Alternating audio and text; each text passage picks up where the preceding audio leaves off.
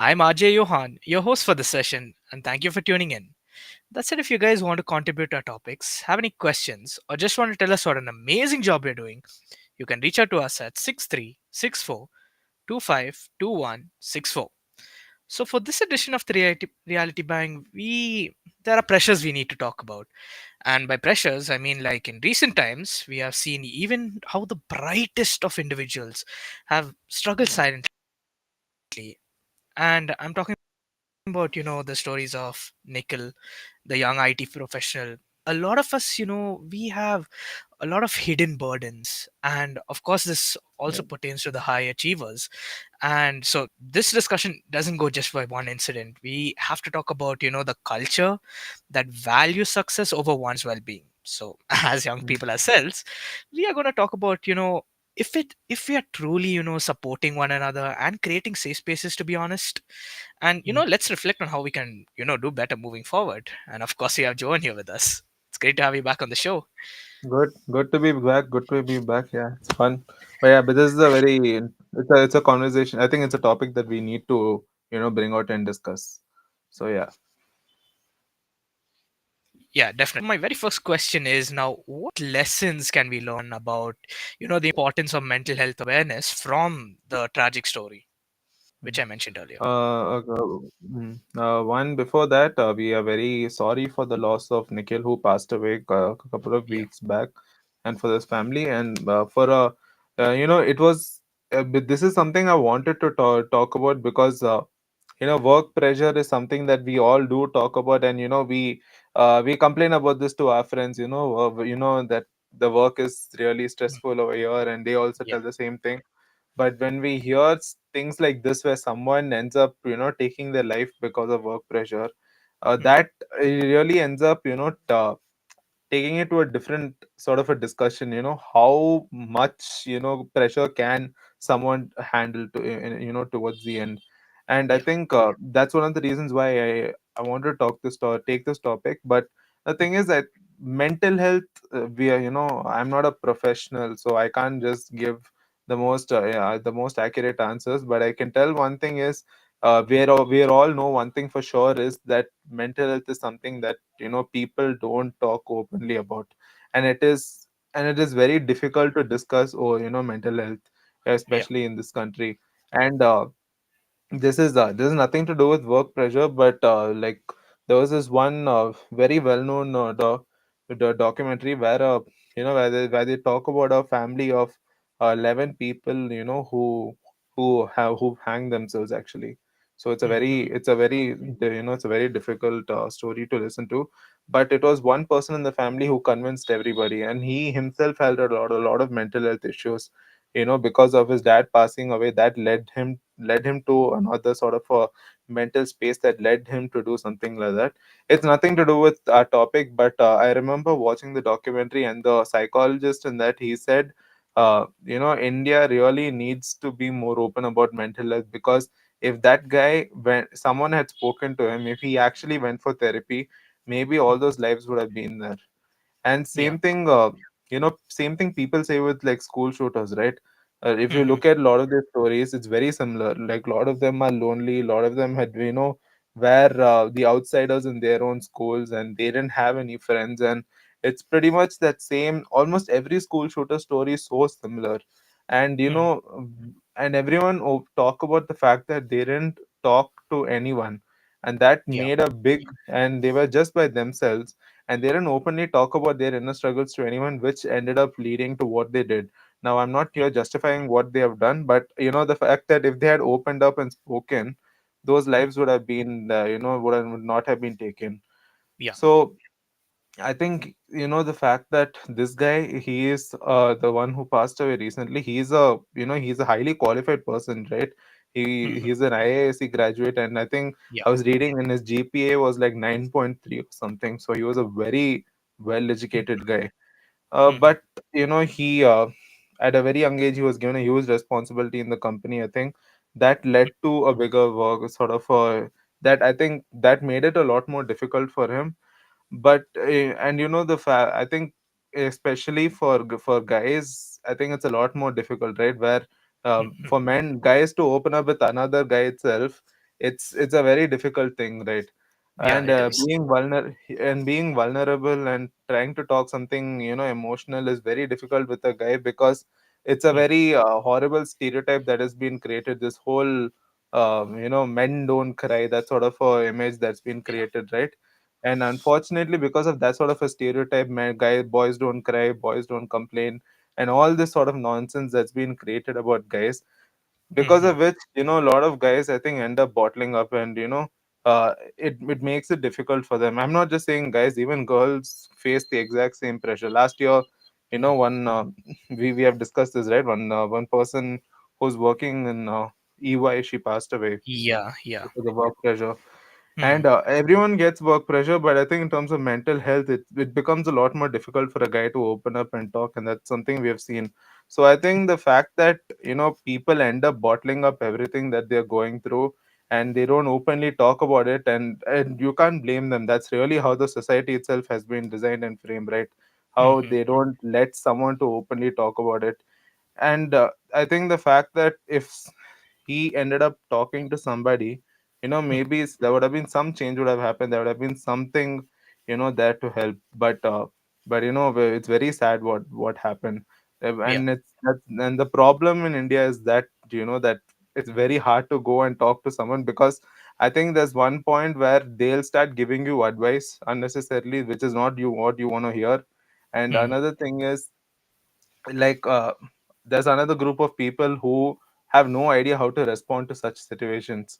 yeah, And and they have no idea how, they get very overwhelmed listening to such things, and they don't know how to respond to it. That is another thing.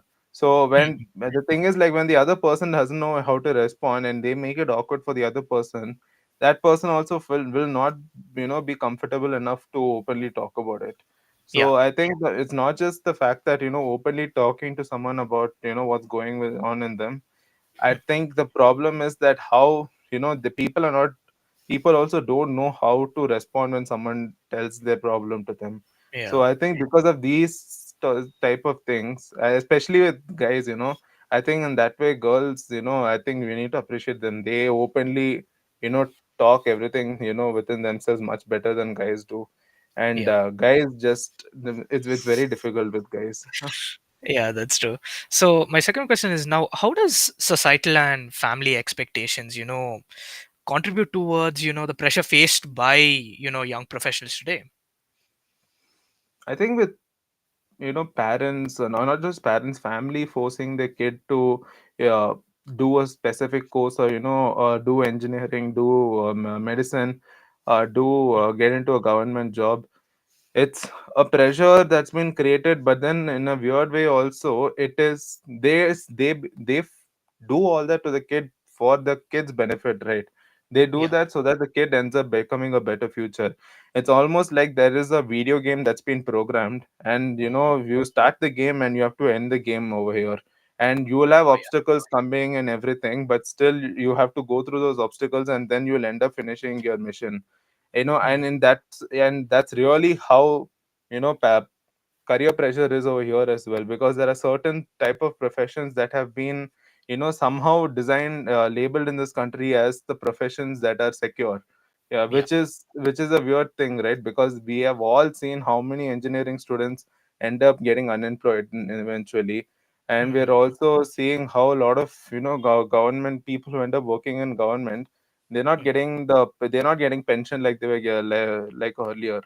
And Hmm. people who have done MBBS, they're also, the ones who are working in the government hospitals, they're not getting paid like very very good. There are Yeah. some private hospitals pay them well, but a lot of hospitals actually, for the amount of years of, they study and work, they actually don't get paid that much.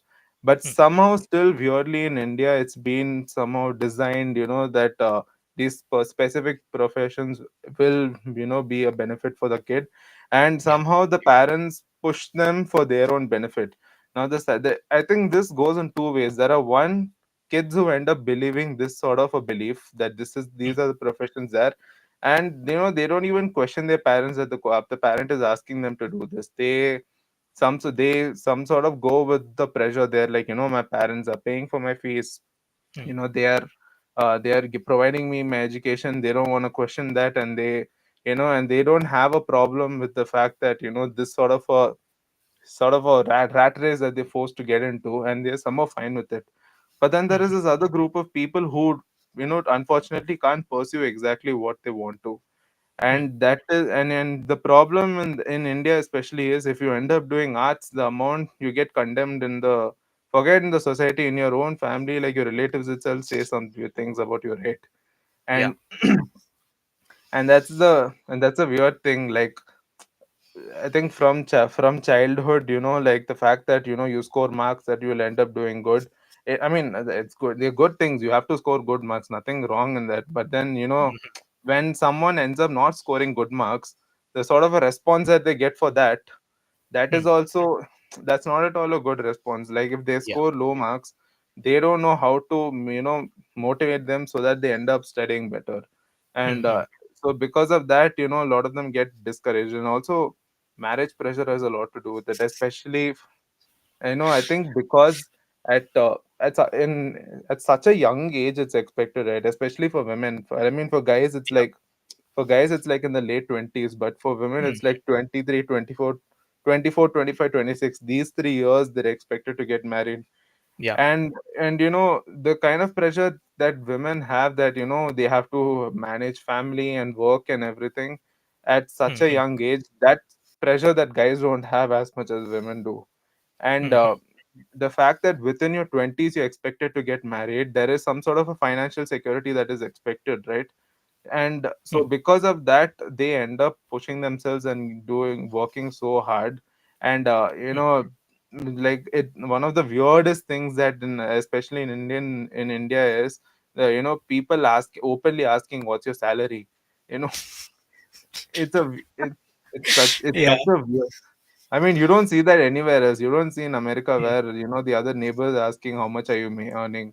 In India, it's Yeah. just like they bluntly ask how much salary are you making, and they Mhm. end up judging you by, the how much salary are you making. And the whole Mhm. comparison thing is another problem, right? In Yeah. Yeah. India, where you're compared to your own siblings. My sister was a topper in class, in her Mhm. class. In her Mhm. batch, she was a topper, so I was compared a lot because I was not a score. I never scored marks like her. And Mhm. we would get compared to our own cousins, who are scoring great marks. and Yeah. uh, and they would compare to your neighbors, that they look at this person, they scored good marks. And I think this whole comparison thing, I think the person itself starts getting a self doubt, Mhm. with what they want to do. When they create such sort of self doubt, and they pressurize, and the world has somewhat told them that, there are only certain professions that give them security, and they're like, I'm that self doubt is created by comparison. And now they want to strive further, so they'll end up getting into that rat race exactly how someone wants them to get into. and it Yeah. and it is so and it is so weird that there's nothing wrong in, telling your child to do this because this is the best profession and sort of a financial security. But I think there is difficulty in each and every profession. I think people need to just openly understand that, and move on from the fact that uh, there is only certain professions that are well earning. Every professions have, people who earn very well and people who earn, very less. That's there in every single professions. I mean, there are some, like, take writing Yeah. itself, for example. We know there are some content writers who make very good money, who make very less money also. And Yeah. and same thing with designers. There are some designers who make crores of money, some designers who make only 15,000 per month. Every profession has people who earn like crazy and then earn, like, little earn lesser. That's there in every profession. But somehow there are a couple of professions that have been just, designed to be the future of yours, every kid's life. I don't know why. Engineers, doctors, lawyers to some extent also Mm, as well. yeah, yeah. I, and like I'll just give a little bit of input about that. So my dad, he wanted me to become an engineer and all of that. He started telling, oh look, your cousins have done engineering, all his brother's kids, his sister's kids, Mm, they have all done engineering and stuff. And yeah. here I'm like wondering, okay, they've done engineering, okay, sure, but Mm, are they making more than I am? Mm. No, they're not. Of course, I Yeah. mean, now they're married, they're happily living their life and all of that. But profession is not the only, kind of source. It just matters on how much you make at the end of the day. If, let's just say, I, Mm. as a sales and marketing expert, I'm making, say, it's I'm not giving accurate here. Yeah, Let's yeah, say yeah. I'm making about 40 and they're making about 25. So Mm. technically I am better, but still they think, okay, yeah, he's an Mm. engineer, so he's much better than you. That kind of Mm. comparison. Mm. And so I was like, okay, fine, leave it. How about if I become a lawyer? What about then? And then he's like, oh, yeah, that'll be a very good profession, this and that. But people do not know there's actually a much harder, path of becoming a lawyer. You have to work under, somebody for 10 long years, get that experience. And then even if you start, you're not going to start, right out of the gate. This is not like Mm. Suits kind of thing, where Yeah, yeah, this guy yeah. comes and does a whole lot of stuff. You have to work hard just to Mm. for like 10, 20 years, and then only you can get to that high earning Mm. capacity. You don't just start off great. Nobody does. Mm. And I think that's what people need to learn. Like, even if the profession is very good, like, Mm. they're not going to start right after the gate, earning crores, lakhs, billions and Mm. billions of rupees. They're not going to do that. They're just going to start with something small. Mm. And as they get better at it, they are going to make a lot more. So that's what people Mm. need to learn, actually. Mm. And the thing is, there's nothing wrong with financial security. I mean, Yeah. the fact that parents want that for your children, that's an Mm. amazing thing. That's great that Yeah. this is what they want. But I Mm. think the parents themselves are not aware with the other sort of courses that are also available. That's financial security. I think at this point, which profession is financially secured? Every course Mhm. has its pros and cons. And the thing is, like, they don't want their kids to make a mistake, which is a Yeah. very weird sort of a thing, right? And Mhm. and the thing is, like, how will a child and the thing is, like, they're like, we made these kind of mistakes and we don't want you to make this mistake, so you have to do this, you have to do that. I mean, my Yeah. thing is, like, how will a child learn from a parent's mistake? Right? Mhm. If A he doesn't parent, make it himself, yeah. yeah, the a child will child will learn only through their own mistake, right? No, but you Exactly. can't learn through someone else's mistake, which is why I always feel like one of the worst things is in India, no, is Mm. advice. Unnecessarily, every uncles and aunties giving advices 24/7. Like, Yeah, it's that's like, true. first of all, like, nobody asked them to give advice, and they're coming and giving advice, and they are not able. Like, my problem is different from your problem, but you're still Mhm. trying to come and give me advice. And even though if you face the same problems, it's two completely different perspectives. So, Mhm. it's two people facing a problem, so the perspective will be very different. Why they're facing the problem will be very different. So you can't expect, you to give advice unless the person himself is seeking for advice. Mm. Like, you yourself putting out and trying to give advice is not going to work that way. And every Exactly. profession, and in every profession in that way has its risks, has its pros and cons. But I think it's just somehow, like, I remember my mom, my mother did engineering, and in the Mhm. 90s she got a CA, she got a government quota for computer engineering. That Mhm. time that was a huge thing. This was in 87, I think she got. Oh, And nice. so in 87 she got a seat, and that was a huge thing. And, like, that time my grandparents were telling, getting a government seat in an engineering college at that time was very difficult. It was Mhm. very, very difficult, and my mother got in, and sort of finance. And one of the reasons why they wanted to become engineers is because there was financial security. Mhm. There is financial security, but then you need to be good at engineering to become a good engineer, right? Yeah. And you need Yeah. to be passionate about engineering to become. I mean, the thing about coding is, especially a profession like coding, right? Mm. Coding, a lot of people don't know, the work is very less, some in course and a lot of codings, but the pay they'll get is a lot. And Mm. that's the thing about coding. But the thing is, like, you need to be good at it. Like, not everybody can get good at coding. So that is the thing. Like, every profession has its pros and cons. It's just, I think, the knowledge needs to be spread out to parents more. Exactly, exactly. So moving on to the next question. Now, in what ways do, academic career environments Mm. unintentionally contribute to, feelings of isolation or inadequacy in a person? The fact that, scoring good marks is everything. That sometimes is what teachers will also push you for, weirdly.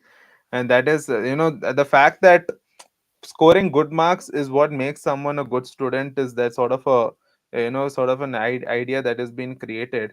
Someone who Mhm. wants to do something else, like for example, someone wants to do sports and pursue sports, the amount they will get discouraged for that is so much, is like crazy, right? Oh yeah. Oh yeah. But yeah, but the crazy part is, I know so many people who ended up getting college seat because of sports quota. So many Mhm. people I know ended up getting a college seat because of sports quota. Some of them ended up getting a seat because of their NCC certificates.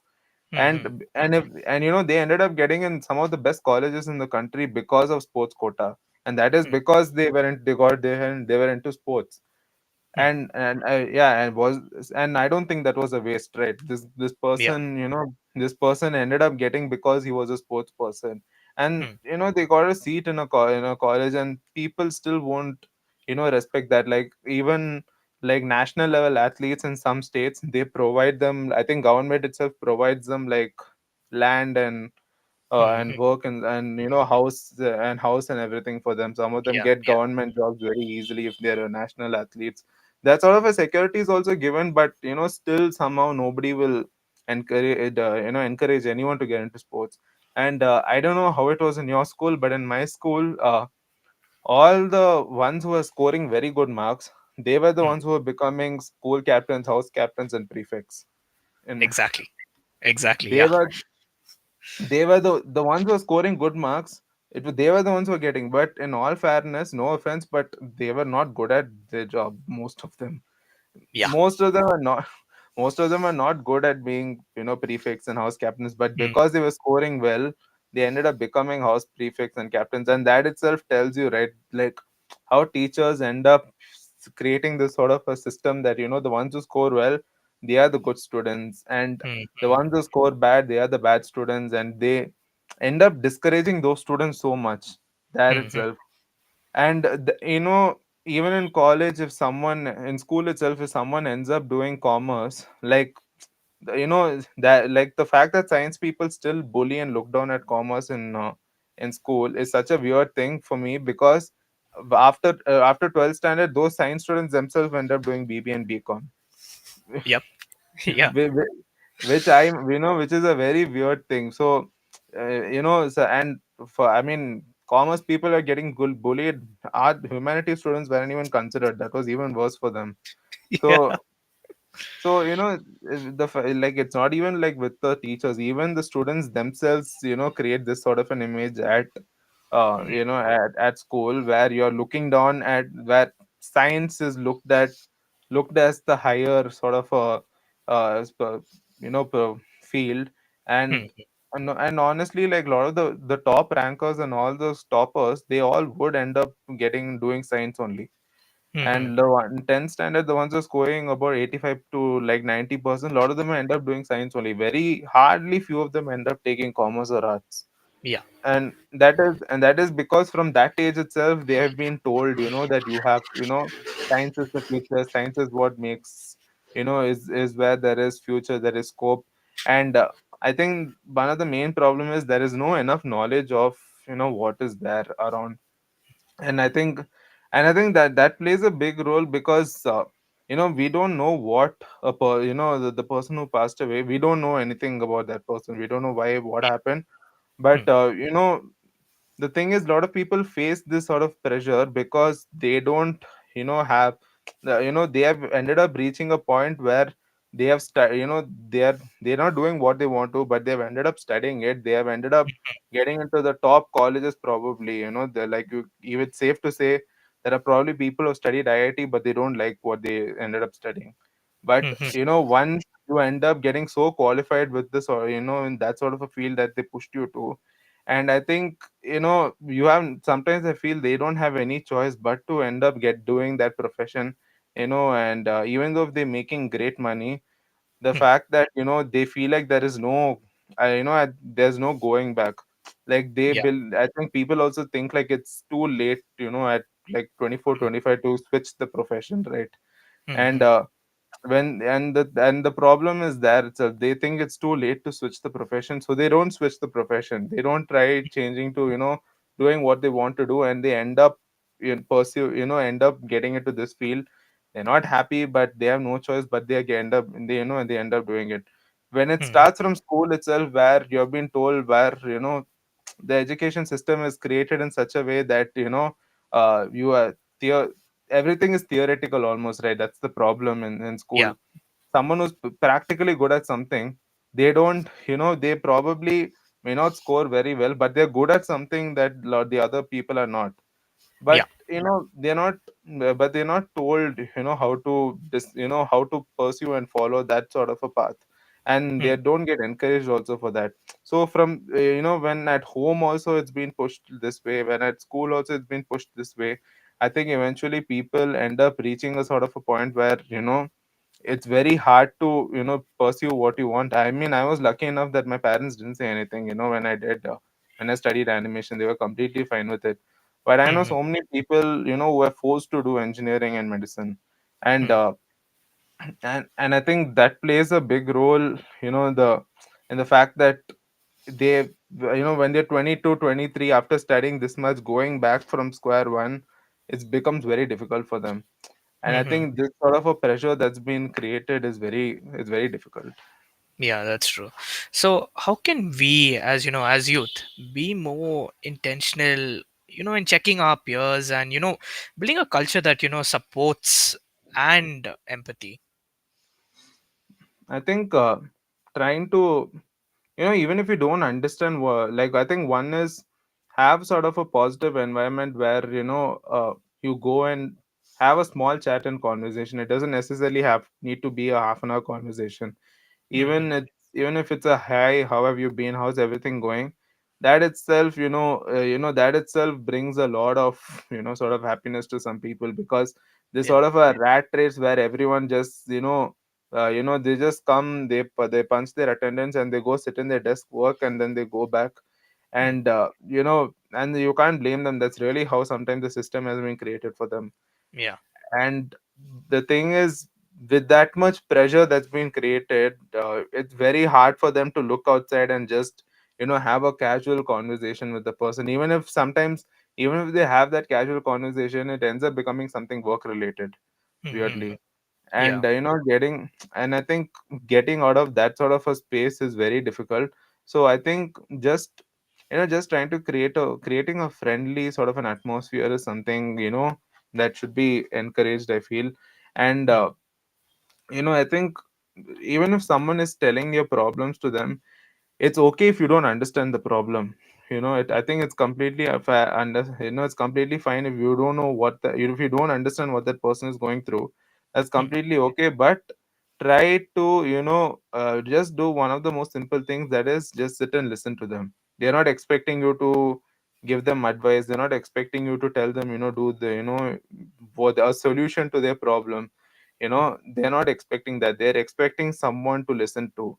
So I Hmm. think just the fact that if you are a good listener, that itself will create a great bond. Because no, if I want to talk about my problems to someone, I'm Hmm. not expecting that person to give me some, give me some advice in return.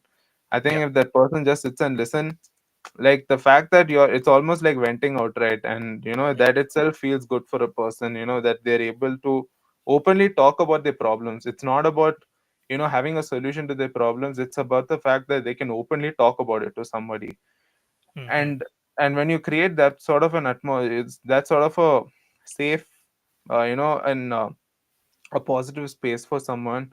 I Hmm. think a good sort of a circle will get created in office as well. And Of course. I think that support system is very important. I think a happy work environment always ends up getting the better output as well, I believe. And Hmm. like the weirder the atmosphere might be in a place, the more it might affect the work as well, I feel. Yeah. The happier and It'll. more positive the environment is at workplaces, I think that itself, you can see the effect that will have in the work itself. So I think Hmm. creating that sort of a happy workspace is very important. So because of that, you can see the sort of result it will have in the work as well. Hmm.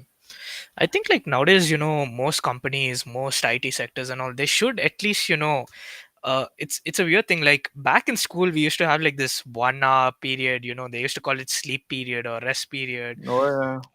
In case if you have any pending work, you can complete it. I think most companies should start having that. Like Mm, for example, like Japanese companies, they have like over like 45 minutes where you can actually have an app or something like mm. that. They should They actually have have that. nap. Yeah. No, they have nap rooms in some companies. I've heard of that. Exactly, yeah. So, I mean, not only some, like most companies should start adopting this because, every day is going to be harder. Life Mm, is not going to get any easier. So they have to start, adapting. They have to start changing a lot of things if they want the employees to perform and if they want the employees to, have, their mental health equal. So, their performance is also, up mm, to that par. So I think most of mm, them should start adopting that kind of thing. mm. Yeah, when there is like a, like, irrespective of what the problem the person is going through, I think the fact that you keep an open space for that person to share their problems, Exactly. the I think that itself ends up becoming a big, that itself is a big move. The fact that you're openly creating a space for someone who has been bottling up their thing, their problems for a long time. And when you Mhm. create such a positive environment, I think it's a great sort of a thing. Like, if they are going through some difficulty in their life, and I think, it might be weird, but if they're asking for a break from work, Mhm. I don't know how many companies will openly just say, okay, fine, take a break. I don't know. And I know it's a I very, doubt. uh, Yeah. yeah, I doubt that.